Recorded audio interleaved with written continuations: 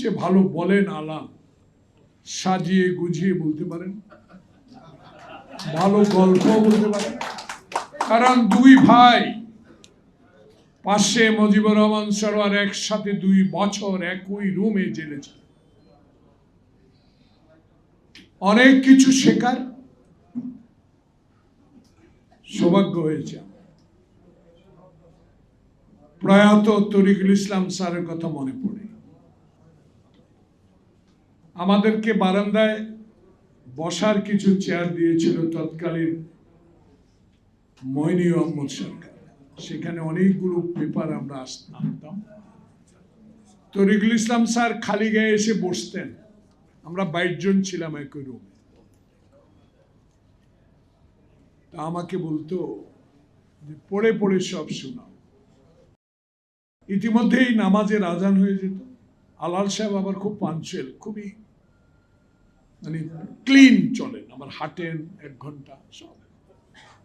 নামাজের আজান হতো, তরিক স্যারকে বলতো এবারটা অন্তত শেষ করেন, চলেন উজু টুজু করে নামাজ পড়ি।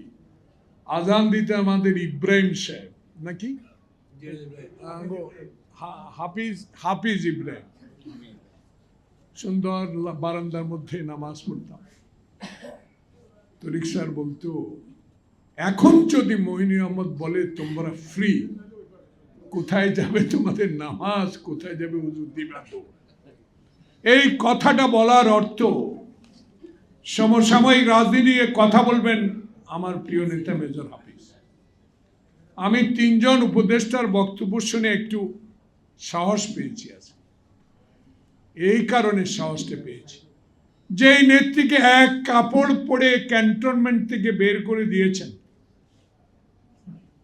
যেই নেত্রীকে আপনি গুলশান অফিসে আটকে রেখে নেট পানি খাওয়া সব বন্ধ করে দিয়েছেন, যেই নেত্রীকে আপনি গুলশানের বাসায় বালুর ট্রাক দিয়ে আটকে রেখেছেন, যেই শহীদ জিয়ার স্বাধীনতা না আনলে আপনি বাপের কথা বলতে পারতেন না, সেই নেতা শহীদ জিয়ার কবরকেও আপনি উঠিয়ে নেবার হুমকি দিয়েছেন, ব্রিজটাও ভেঙে দিয়েছেন।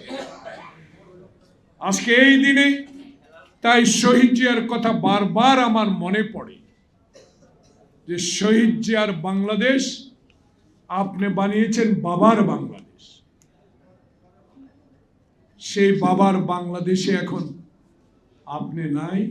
আপনার বন্ধুর দেশে আশ্রয় নিয়ে অফিস খুলে আবার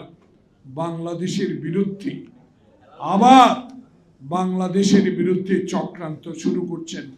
আজকে দেখলাম ইউটিউবে আপনি নাকি কিছুদিনের মধ্যেই বাংলাদেশে আসবেন, প্রথম কোথায় যাবেন সেটা এখনো বলেন। প্রিয় বন্ধুগণ, আমি রাজনীতি ইতিহাস তুলে ধরতে চাই না, কয়েকটি কথা বলে আমার বক্তব্য শেষ করব। মুক্তিযুদ্ধ মন্ত্রণালয়ের সচিব এখনো সচিব। এই সরকার আপনার আমলে বলে নির্বাচন করতে দিব না, বিএনপির পিঠের চামড়া উঠে ফেলবেন। যারা নির্বাচনে অংশগ্রহণ করে তাদের খবর আছে।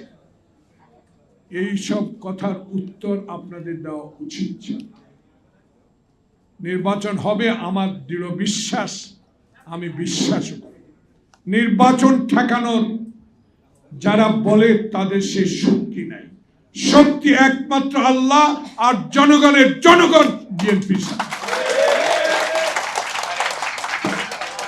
জনগণ বিএনপির সাথে। গণভোট চান, পিআর চান, নির্বাচন চান, সব একই কথা আপনি বলেন, কিন্তু আসেন না। পিআর গণভোটের আগে একবার জনমত যাচাই করে দেখেন বাংলাদেশে কত % ভোট আপনাদের আছে, তারপর আপনাদেরকে পিআরের কাছে নিয়ে যাবে। সেই সাহস আপনাদের নাই, কারণ আপনাদের ভুলের জন্য একবার যেই ভুল করেছেন সেই ভুল সংশোধন এখনো করতে পারেন।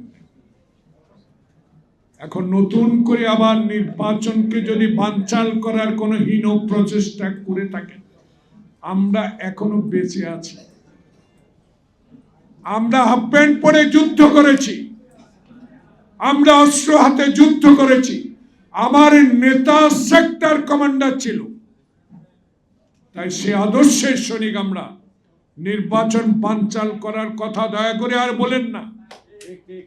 দয়া করে একটি নির্বাচন দিয়ে জনপ্রিয়তা যাচাই করেন।